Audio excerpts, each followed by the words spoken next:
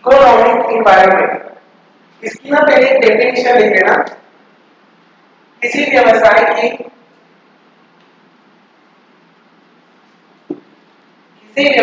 के आर्थिक पर्यावरण का निर्माण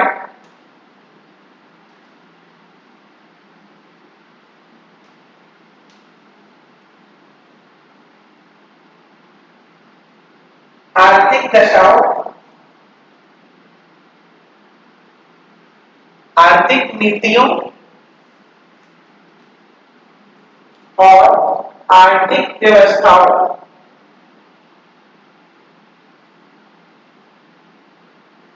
से संबंधित तत्वों, आर्थिक नीतियों व आर्थिक व्यवस्थाओं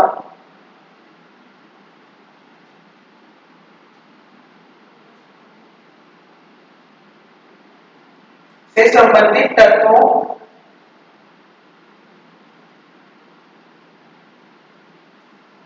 के द्वारा होता है।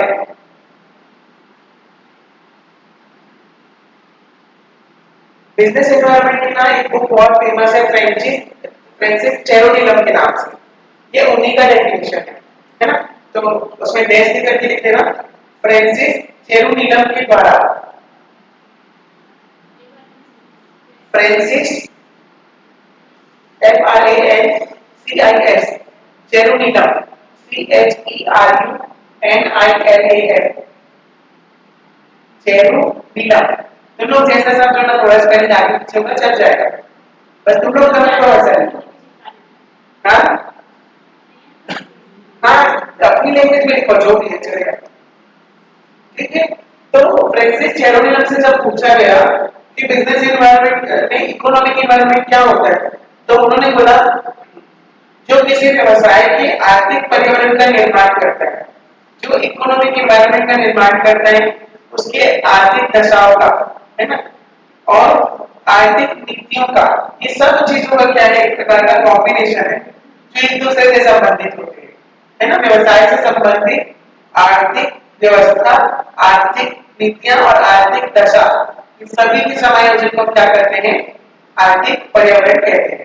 ठीक, अब लिखना आर्थिक पर्यावरण की विशेषता, इससे और क्लियर हो जाएगी इसकी मीनिंग आप लोगों को। आर्थिक पर्यावरण की विशेषता पहला लिखना,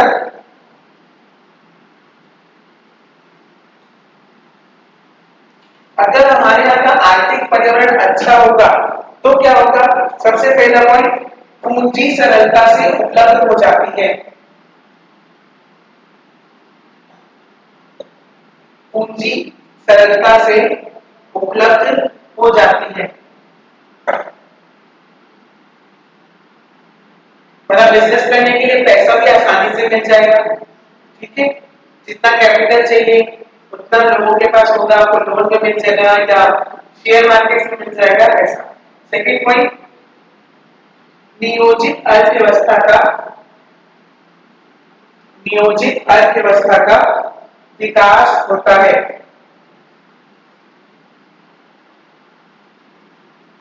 नियोजित अर्थव्यवस्था का विकास होता है। तीसरा पॉइंट, आय व धन के समान वितरण को, आय व धन के समान वितरण को महत्व दिया जाता है, मतलब लोगों की इनकम में डिफरेंस नहीं रहेगा, है ना। सब लोगों के पास अच्छे से पर्याप्त मात्रा में पैसा मिलेगा, ऐसा नहीं है अमीर और अमीर होता जा रहा है, गरीब और गरीब होता जा रहा है, ये नहीं होगा, ठीक है, अगर हमारे की अर्थव्यवस्था सही रहती है। नेक्स्ट पॉइंट, आर्थिक क्रियाओं का संचालन, आर्थिक क्रियाओं का संचालन सुविधाजनक होता है।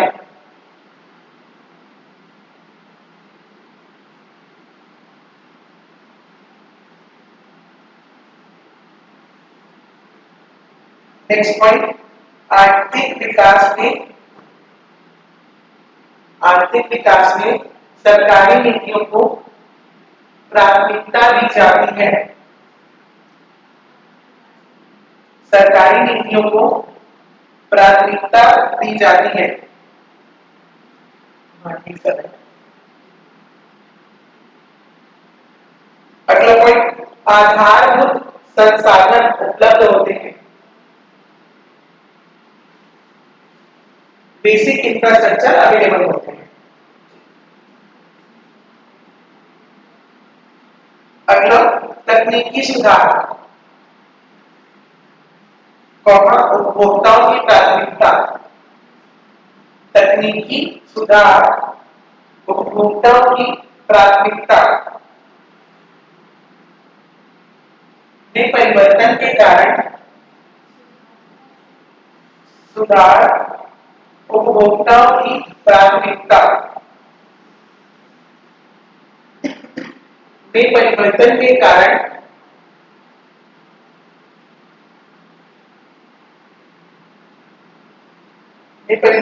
कारण आर्थिक पर्यावरण भी प्रभावित होता है।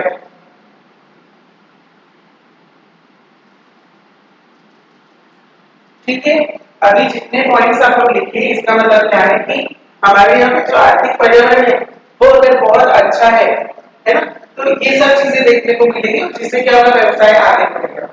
और अगर वो चीज अच्छी नहीं रहेगी तो क्या होगा, हमारे व्यवसाय में किसी प्रकार की कोई सुविधा नहीं मिलेगी और हमारा बिजनेस धीरे धीरे क्या होगा, लेस प्रॉफिटेबल होगा, कम लाभ मिलेगा या फिर नुकसान हो सकता है।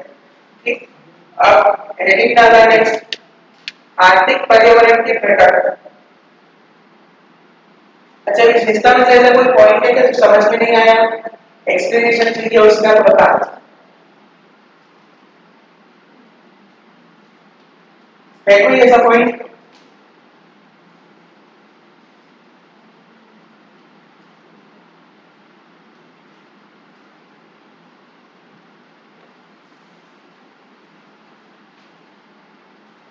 क्लियर? हाँ, अब देखना आर्थिक पर्यावरण के घटक में पहला, आर्थिक प्रणाली।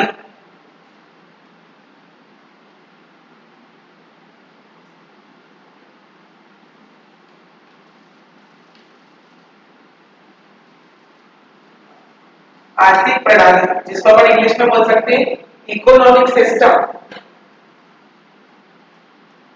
सिस्टम का मतलब क्या होता है, जैसे एक कंप्यूटर सिस्टम है, ठीक है, तो कंप्यूटर में क्या होते हैं, अलग अलग यूनिट्स होते हैं, इनपुट और आउटपुट। ठीक है, तो जैसे मान लो कंप्यूटर है, ये इससे माउस जुड़ा है, ये इससे कीबोर्ड जुड़ा है ना, ये इससे सीपीयू जुड़ा है और ये इससे यूपीएस जुड़ा है, ऐसे। पर ये सब अलग अलग होते हुए भी क्या है, एक दूसरे से आपस में जुड़े हुए हैं। तो ये सब क्या है, सिस्टम के अलग अलग सब सिस्टम्स है। ठीक है, सिस्टम के सब सिस्टम्स कहलाएंगे। ठीक, पर आपस में क्या है, ये सभी लोग जुड़े हुए हैं। तो इकोनॉमिक सिस्टम भी पूरी तरह से वैसा ही है, यहाँ अमीर भी है, गरीब भी है, मध्यम वर्ग भी है, पर तीनों आपस में क्या है, जुड़े हुए हैं। गरीब गरीब क्यों है, क्योंकि अमीर अमीर है इसकी वजह से गरीब गरीब है। ठीक है, ऐसी भी सब चीजें जुड़ी हुई है। अमीर अमीर क्यों है, क्योंकि गरीब ज्यादा है इसकी वजह से पैसा पूरा किसके पास आ गया, अमीरों के पास आ गया। तो सिस्टम अलग अलग तो है और आपस में क्या है, जुड़ा हुआ है, इसलिए इसको सिस्टम कहा गया। और सिस्टम में क्या होते हैं, अलग अलग सब सिस्टम्स। ठीक है, जो इंटीग्रेटेड होते हैं। ठीक,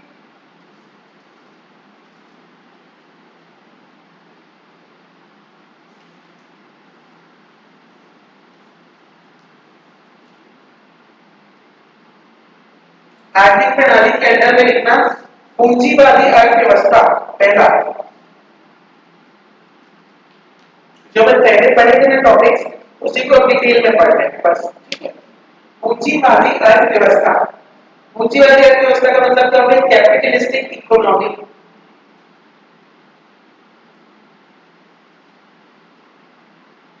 लिखना, जीबीएच कोड के अनुसार, जीबीएच कोड के अनुसार, एच कोल, कोल मतलब कोयला वाला जो रहता है ना, पैसा वाला कोल लिखना है, सीओए है, के अनुसार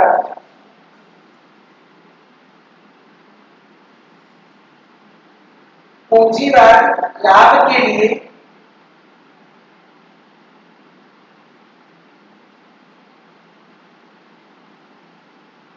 पूंजीवाद लाभ के लिए उत्पादन की वह प्रणाली है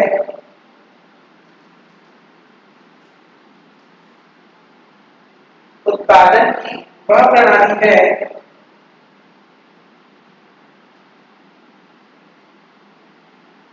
जिसके अंतर्गत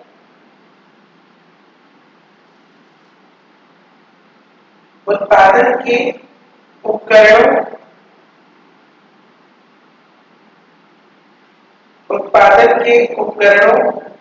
तथा सामग्री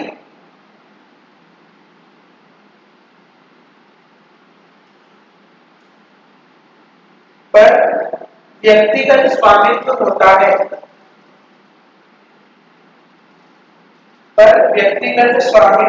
है तथा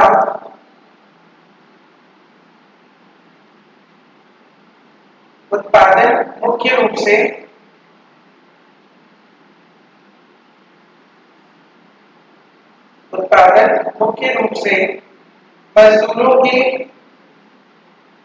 मजदूरी के श्रमिकों द्वारा किया जाता है। मजदूरी के श्रमिकों के द्वारा किया जाता है तथा इस उत्पादन पर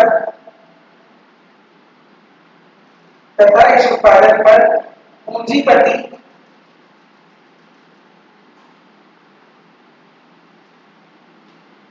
स्वामित्व का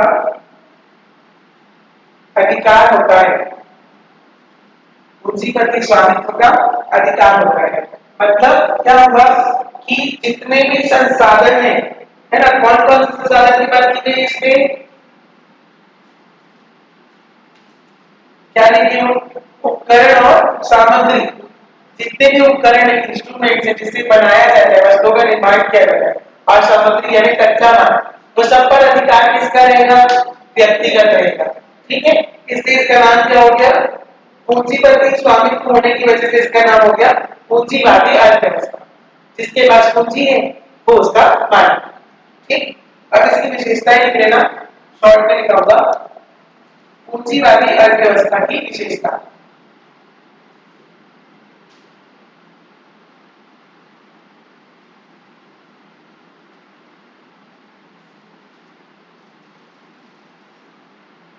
पहला, निजी स्वामित्व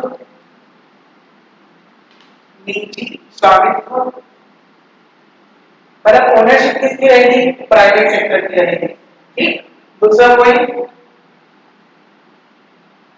व्यवसाय के चुनाव की स्वतंत्रता।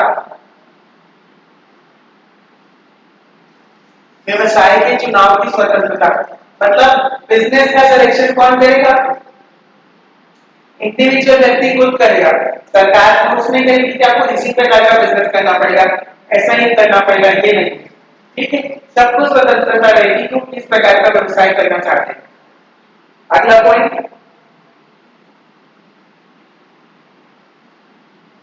समन्वय का अभाव।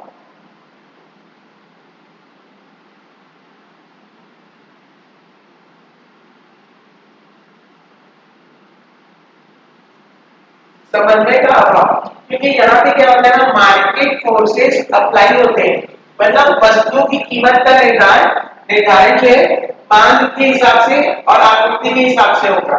ठीक है, डिमांड और सप्लाई के हिसाब से, तो बैलेंस नहीं बनता, कभी चीजें क्या होती है बहुत महंगी हो सकती है, कभी चीजें सस्ती हो सकती है, और वो किसके हिसाब से होगी, मार्केट फोर्सेस के हिसाब से, डिमांड और सप्लाई के हिसाब से, तो प्राइस स्थिर नहीं रहेगा।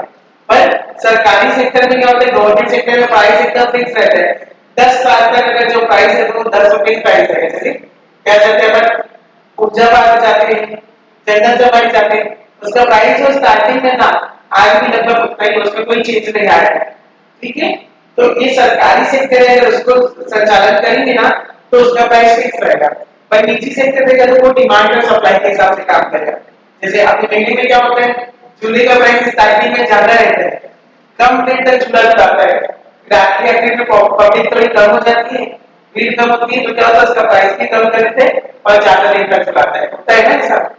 तो स्टार्टिंग में चीजें महंगी जब डिमांड ज्यादा है, और डिमांड कम होगी तो प्राइस उसका कम करती है, इससे समन्वय नहीं आ पाता है उसका। ठीक, अगला पॉइंट, धन का अपव्यय,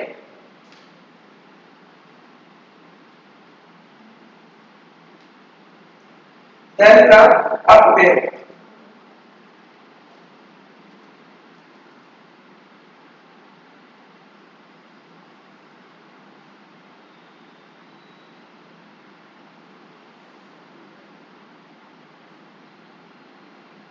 क्योंकि बिजनेस प्रॉफिटेबल होता है, तो एक बिजनेस से जो उसने प्रॉफिट कमाया, उसी प्रॉफिट से दूसरा बिजनेस भी वो चालू कर देता है और धीरे धीरे धन का क्या करता है, अपव्यय करते जाता है, उसका एकदम संचय करता जाता है, उसका निवेश करते जाता है। ठीक। अगला पॉइंट, लाभ कमाना एकमात्र उद्देश्य, लाभ कमाना एकमात्र उद्देश्य। तो वैसे ही होता है जो कैपिटलिस्टिक इकोनॉमी होता है, क्योंकि उसमें मेन मोटिव क्या है, प्रॉफिट अर्न करना, पैसा कमाना। तो वो लोग पैसा कमाने का मुख्य उद्देश्य मान लेते हैं, पर जब भी हम लोग बिजनेस करते हैं तो क्या केवल पैसा कमाना ही हमारा उद्देश्य होना चाहिए? नहीं, हमको साथ में, क्योंकि हम बिजनेस क्या कर रहे हैं, समाज में आके करें, तो समाज के लोगों का भी भला हमको देखना पड़ेगा। उसमें अगर समाज के लोगों का नुकसान हो रहा है तो वैसा लाभ लंबे समय तक नहीं कमा पाओ। ये कहानी ना सुनने का अंडा देने वाली मुर्गी थी, एक ही दिन में मुर्गी को काटी ना, अंडा मिला, 16 मिला ना मुर्गी मिली। ठीक। तो धीरे धीरे पेशेंस के साथ में हमको कस्टमर से पैसा कमाना है। ऐसे नहीं हम एक बार कस्टमर को पूरा लूट लिए है ना, और दोबारा कस्टमर आया ही नहीं, पैसा नहीं होना चाहिए। ठीक। तो कस्टमर से किसी भी प्रकार की चीटिंग, 1 किलो बोल करके 900 ग्राम दे रहे, नया बोल करके पुराना दे रहे, ऐसा नहीं होना चाहिए। ठीक है। अगला पॉइंट, सामाजिक कल्याण की अनदेखी, सामाजिक कल्याण की अनदेखी। कुछ प्रकार के सामान होते हैं जो बाजार में बेचने से क्या होता है, समाज का नुकसान होता है, जैसे बीड़ी, सिगरेट, तंबाकू। ठीक है। पर प्राइवेट सेक्टर वाले तभी उसको बनाते हैं और बेचते हैं। क्यों बनाते हैं? क्योंकि उसकी डिमांड है।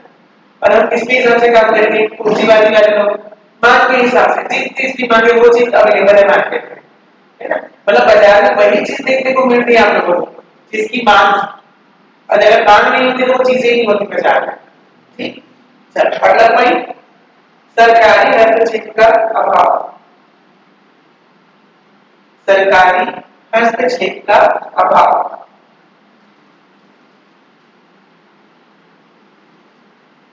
सरकार के बहुत सारे नियम होते हैं, पर भी बहुत सारी जगह में नियम नहीं भी होते हैं कि कैसी क्वालिटी, कैसी स्टैंडर्ड क्वालिटी को यूज करना है।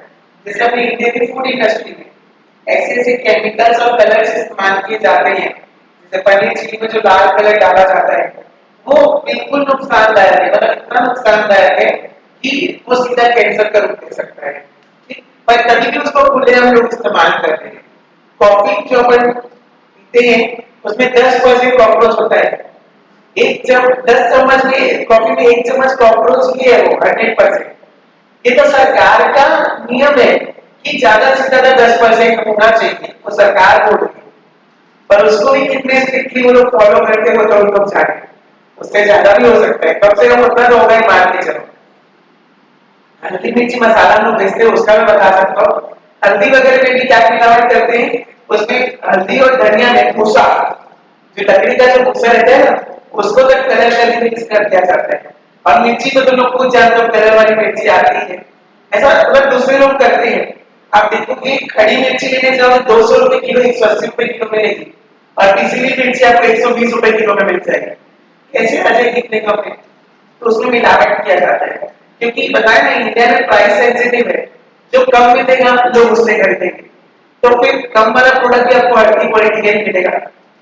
हल्दीराम का जितना प्रोडक्ट जो आता है उसमें पाम ऑयल मिला होता है, पाम ऑयल तो सेहत के लिए बहुत ज्यादा नुकसान है, बहुत गाढ़ा तेल रहता है, जिससे एकदम हार्ट ब्लॉकेज के चांसेस बहुत ज्यादा बढ़ जाते हैं। पर उसका ये होता है, उसमें पाल्मोनिक इफेक्ट होता है। पाल्मोनिक इफेक्ट से क्या होता है, आप एक खा के रुकोगे, जैसे चिप्स खा रहे हो तो आपका मन ही नहीं भरेगा, उसको खाते ही जाओगे, खाते ही जाओगे, खाते ही जाओगे। ये पाम ऑयल का एक फायदा है बिजनेसमैन के लिए कि उसके प्रोडक्ट की डिमांड कम नहीं होती, खाते ही जाओ लगता है लोगों को, बस ऐसा। ठीक है। पर वो नुकसानदायक है, पर उसका इस्तेमाल किया जाता है इतने सारे केमिकल्स का, और कितने साफ सफाई से बना रहे हैं वो लोग, तो उन्हीं लोग जानेंगे, जाके देखो तो पता चलेगा ये सब चीजें। ठीक। तो ज्यादा नियम यहाँ पे नहीं रहते, ना कोई प्रकार का हस्तक्षेप रहता है सरकार की तरफ से। अगला पॉइंट, व्यापार चक्रों की उपस्थिति। व्यापार चक्रों की उपस्थिति। अब व्यापार चक्र मतलब क्या हो जाएगा? Business cycle. बिजनेस साइकिल में कभी क्या होता है, बिजनेस कभी बहुत अच्छा चलता है तो कभी मंदी का दौर आता है, तेजी और मंदी। ठीक है, तो तेजी के दौर में क्या होगा? डिमांड ज्यादा होगी, प्राइस ज्यादा होगी। मंदी के दौर में क्या होगा? खरीदने वाला कोई नहीं रहेगा, डिमांड नहीं रहेगी, तो कई बिजनेसेस को तो बंद भी करना पड़ जाएगा। जैसे कोरोना काल में बहुत सारे रेस्टोरेंट्स को बंद करना पड़ा, क्योंकि कोई खरीदने वाला ही नहीं है उसको डर को। तो कितने दिन तक किराया दोगे और कर्मचारी को पैसा दोगे? तो बंद करना पड़ता है। ठीक है, तो बिजनेस साइकिल का होना भी क्या है, एक पूंजीवादी मतलब अर्थव्यवस्था का एक प्रतीक है होना चाहिए। वहां कभी अच्छा भी चलेगा तो कभी खराब भी चलेगा।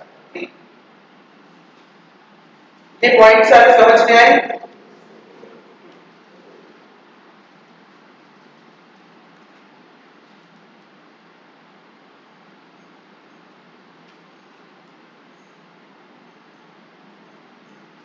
अब अगला लिखना समाजवादी अर्थव्यवस्था। हाँ, पूंजीवादी अर्थव्यवस्था का था, अब देखेंगे समाजवादी अर्थव्यवस्था।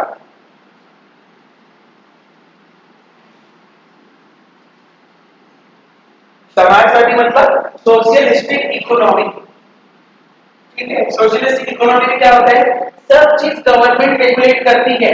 कौन सा बिजनेस खोलना है, क्या बनाना है, कितना बनाना है, किस क्वालिटी का बनाना है, सब सरकार होता है। ठीक है, और उनका मोटिव ये नहीं रहता कि पैसा कमाना है, क्योंकि प्राइस तो एकदम स्टेबल कर देगी सरकार की, इतनी कीमत में बेच सकते हो, उससे ज्यादा में नहीं बेच सकते हो। ठीक, पर इससे समाज का सेवा करना उनका मेन मोटिव रहता है, पैसा कमाना नहीं।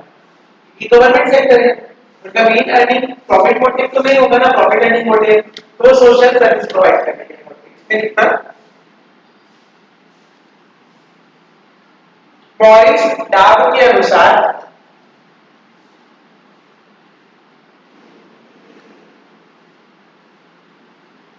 मॉरिस डाब के अनुसार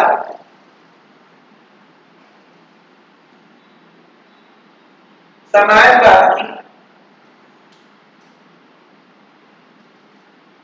आधारभूत विशेषता, समाजवाद की आधारभूत विशेषता यह है कि, विशेषता यह है कि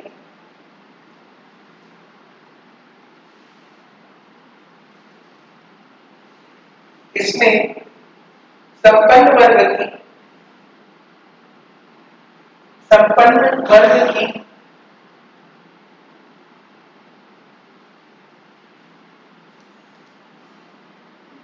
संपत्ति का अधिग्रहण,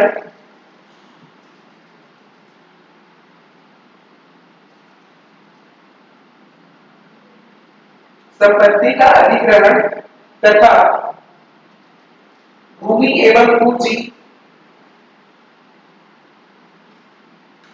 भूमि एवं पूंजी का सामाजिकरण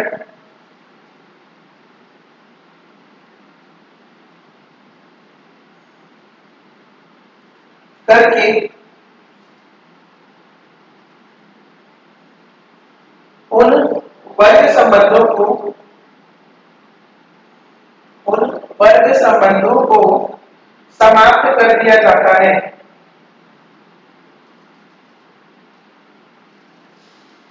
जो पूंजीवादी उत्पादन का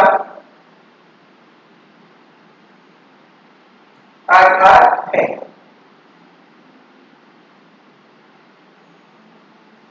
पूंजीवादी उत्पादन का आधार है मतलब इसमें जो पूंजीवादी की जो कमियां है, डिसएडवांटेज है, उसको दूर करने के लिए ये वाला मेथड अपनाया गया है। ठीक है, और इसमें जितना भी स्वामित्व अगर रहता था निजी ना हो करके सामाजिक कर दिया गया है। अब इसकी विशेषता लिख लो शॉर्ट में, और अपन इसके बाद में सामाजिक फिर मिश्रित अर्थव्यवस्था इतना लिख करके ये सब्जेक्ट क्लोज करें। अब देखना समाजवादी अर्थव्यवस्था की विशेषता। पहला पॉइंट, शोषण का अंत, शोषण का अंत। अब शोषण कौन कर रहा था? पूंजीपति, पैसा कमाना था, लाभ देखता था, असेले समाज का नुकसान भी हो रहा है तो वो ध्यान नहीं देता था। ये सामाजिक हित को बिल्कुल इग्नोर कर देता था। तो सोशल का अर्थ। दूसरा पॉइंट केंद्रीय नियोजन। केंद्रीय नियोजन मतलब सभी जगह सेंट्रलाइज्ड प्लानिंग लगाई जाएगी, हर जगह एक बराबर नियम रहेंगे। इंडिया में आप छत्तीसगढ़ में गाड़ी चलाओ, महाराष्ट्र में गाड़ी चलाओ, एक ही लाइसेंस से सब जगह आप चला सकते हो ना।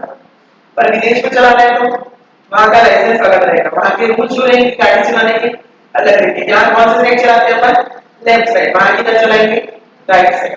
ठीक है, नियम। ठीक, अगला लिखना प्रतियोगिता का अंत। प्रतियोगिता का अंत बोलते हैं ना, गला काट प्रतियोगिता में, तो उसका अंत कर दिया जाएगा। तो प्रतियोगिता के बीच ऐसा नहीं है कि हम मिलावट वाला बेचे तो दूसरा और मिलावट वाला बेचेगा और सस्ते में बेचेगा, ये नहीं होगा। कस्टमर को प्रायोरिटी में रखेंगे अपन, कस्टमर के लिए अच्छे से अच्छा, ऊंचा से ऊंचा सामान बेचेंगे। ठीक, अगला पॉइंट मजदूरी दरों का निर्धारण। मजदूरी दरों का निर्धारण, तो पहले कर्मचारी काम करते थे, दूसरी बात में क्या होता था, कहाँ डिमांड ज्यादा है तो प्राइस ज्यादा, ज्यादा पैसा देते थे वेतन, जहाँ डिमांड कम है तो प्राइस भी कम मिलता है। ये चीज पूरी तरह से हट जाएगी, सरकार ने सबके लिए सैलरी एकदम फिक्स कर दिया है। चाहे आप गांव में पढ़ाओ चाहे आप शहर में पढ़ाओ, आपको उतना इनकम तो मिनिमम मिलेगा।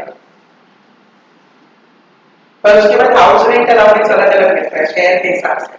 आप गांव में तो आपको एचआरए कम मिलेगा, शहर में हो या मेट्रो सिटीज में तो एचआरए ज्यादा मिलेगा, तो सैलरी वहां आपकी बढ़ जाती है थोड़ी, क्योंकि वहां थोड़ी महंगाई ज्यादा है, घर किराए में लेना चाहो तो ज्यादा महंगी है, इसलिए वहां एचआरए बढ़ा दिया जाता है। अगला पॉइंट कीमत निर्धारण का आकार। कीमत निर्धारण का आकार,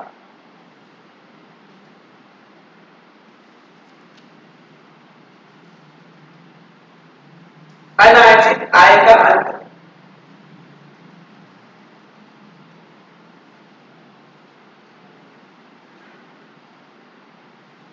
अनार्जित आय का अंत, अनार्जित आय मतलब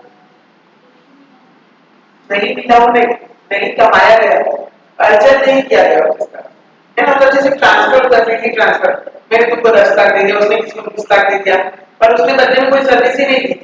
तो इससे क्या होता है, मनी का सप्लाई ऐसे होता है एक तरह से मतलब ब्लैक मनी जैसा, तो वो सब धीरे धीरे कम हो जाएगा, मार्केट एकदम स्टेबल हो जाएगा, तो पैसे की जो दांती हुई वो रुक जाएगी। ठीक है, सबको पास, सबके पास जितना जो पैसा है ना, क्लियर गवर्नमेंट के पास उसका रिकॉर्ड रहेगा कि कहां से आया और क्यों आया। ठीक है, ये हो गया समाजवादी अर्थव्यवस्था कंप्लीट। नेक्स्ट कितना, मिश्रित अर्थव्यवस्था।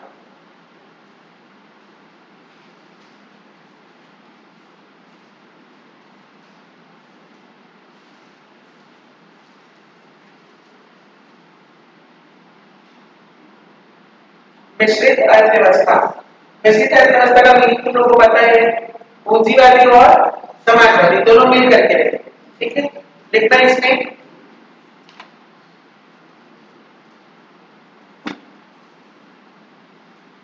मिश्रित अर्थव्यवस्था में,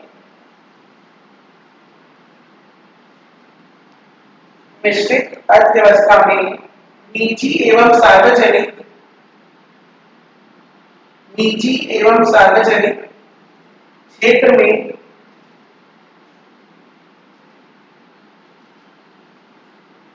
घनिष्ठ संबंध होता है, घनिष्ठ संबंध होता है तथा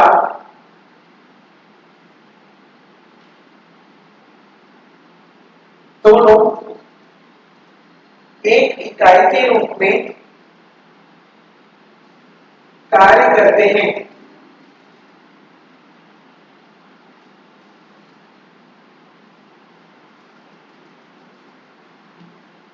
नेक्स्ट हेडिंग मिश्रित अर्थव्यवस्था की विशेषताएं।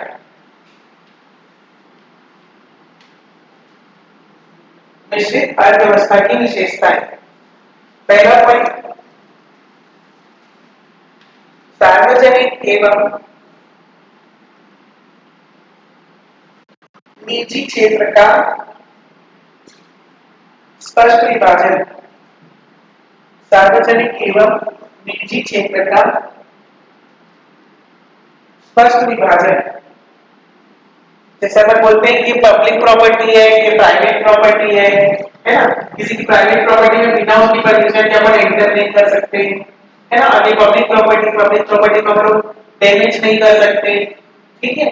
तो यही सब चीजें इसमें दोनों के बीच में साथ में चलते रहते हैं। निजी क्षेत्र का स्पष्ट विभाजन, ठीक है। सार्वजनिक क्या है और निजी क्या है, इसका क्लियर डिफरेंस हो जाता है। अगला पॉइंट, सार्वजनिक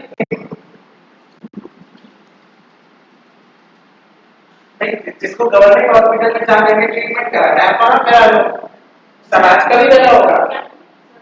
सामाजिक सॉरी सार्वजनिक, सार्वजनिक मतलब सभी का। तो जिसको गवर्नमेंट में जाना है, गवर्नमेंट स्कूल में एडमिशन लो, गवर्नमेंट हॉस्पिटल जाना है वहां जाओ, तो सब कुछ सुविधा तो मिलेगी, है ना। और जिसके पास ज्यादा पैसा है, ज्यादा खर्चा करना है, जाओ प्राइवेट कर रहे हैं। और गवर्नमेंट हॉस्पिटल्स में अगर कोई स्कूल वगैरह में पढ़ाई और ट्रीटमेंट अच्छा हो सकता है, कब अच्छा होगा, जब जनता जागरूक रहेगी तब। जनता जाएगी वहां पे, वहां ट्रीटमेंट कराएगी, तब जाके तो वहां सुविधाएं बढ़ेगी ना। और कोई जाता ही नहीं, इसलिए वहां पे उतनी फैसिलिटीज नहीं होती। अगला पॉइंट, विभिन्न क्षेत्रों का समावेश। विभिन्न क्षेत्रों का समावेश।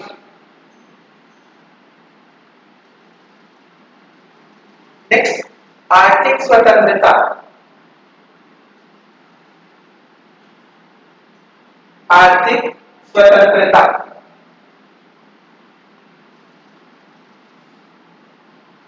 नेक्स्ट, आर्थिक नियोजन।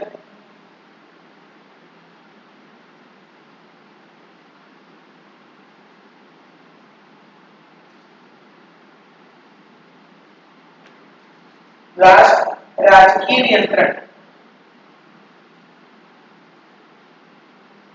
अब इससे क्या होगा, जो नियोजन और नियंत्रण अपन पढ़े, इसका मतलब ये है कि यहाँ पे प्राइवेट सेक्टर होंगे, वो लोग लाभ के लिए भी काम करेंगे, है ना, डिमांड और सप्लाई के अनुसार। पर फिर भी कुछ नियम होंगे जो सरकार उनके ऊपर लगाएगी। जैसे कोरोना के काल में क्या था, हॉस्पिटल में ना बेड बहुत कम मिल रहे थे, तो बेड का जो चार्जेस है हॉस्पिटल में एकदम अनगिनत बढ़ा दिया था। तो सरकार ने वहां पे बोला कि आप बेड का चार्जेस एक दिन का 20,000 रुपए से ज्यादा नहीं ले सकते हो, चाहे कोई सी भी हॉस्पिटल क्यों ना हो। हम लोग के भी घर में ट्रीटमेंट करवाए थे, तो 30,000 रुपए एक दिन का लेते थे। 6 दिन ड्यूटी मतलब सीधा आपका वो 1,80,000 रुपए हो गया, ठीक है। तो उस प्रकार से चार्जेस थे। पर फिर सरकार ने देखा कि ये लोग तो क्या कर रहे हैं, मौके का फायदा उठा रहे हैं, हॉस्पिटल के भी डिमांड सप्लाई में बढ़ जाएगी, पैसा कमा लेगी, तो फिर आम जनता को तो नुकसान होगा इससे। तो इसके लिए वहां पर उन्होंने अपर लिमिट सेट करी कि इससे ज्यादा महंगा नहीं कर सकते हो आप, इससे ज्यादा भी नहीं खरीद सकते हो, ठीक है। ऐसी बहुत सारी चीजें क्या करती सरकार हस्तक्षेप करती है, जहां पे उसको लगता है कि प्राइस बहुत ज्यादा बढ़ गया है, या तो सरकार सब्सिडी देगी या तो उसकी सप्लाई को बढ़ाने का प्रयास करेगी, ताकि प्राइस उसके कम हो जाए और नॉर्मल हो जाए, आम जनता को नुकसान ना हो, ठीक है। तो ये है निश्चित अर्थव्यवस्था, जिसमें सरकार के नियम और कानून भी है, प्लस मार्केट फोर्सेस का जो डिमांड और सप्लाई है वो भी एप्लीकेबल है। इससे आम जनता को लाभ भी हो रहा है ना, और आम जनता को पैसा कमाने का मौका भी मिल रहा है, ठीक है। क्लियर। आज का अपना बिजनेस एनवायरनमेंट का टॉपिक यहीं पे कंप्लीट। कल अपना बिजनेस एनवायरनमेंट कंप्लीट हो जाएगा पूरा सब्जेक्ट, है ना। फिर उसके बाद अंतरराष्ट्रीय व्यापार चालू होगा। हाँ, दोनों यूनिट बनते ही पार्ट है। बिजनेस एनवायरनमेंट तो छोटा टॉपिक था, अंतरराष्ट्रीय व्यापार थोड़ा लंबा टॉपिक रहेगा, उसमें और थोड़ा टाइम लगेगा भाई, इससे 2 गुना ज्यादा टाइम लगेगा, 2-3 गुना। अच्छा, कल तो वेडनेसडे रहेगा ना, ये टॉपिक कंप्लीट कर लेंगे। 10 से तो दूसरा सब्जेक्ट पढ़ना है अपने को, फिर नेक्स्ट मंडे से अपन इंटरनेशनल बिजनेस चालू करेंगे, ठीक है। चलो 5-10 मिनट ब्रेक बना लो तुम लोग आराम से, फिर उसके बाद मार्केटिंग चालू करेंगे।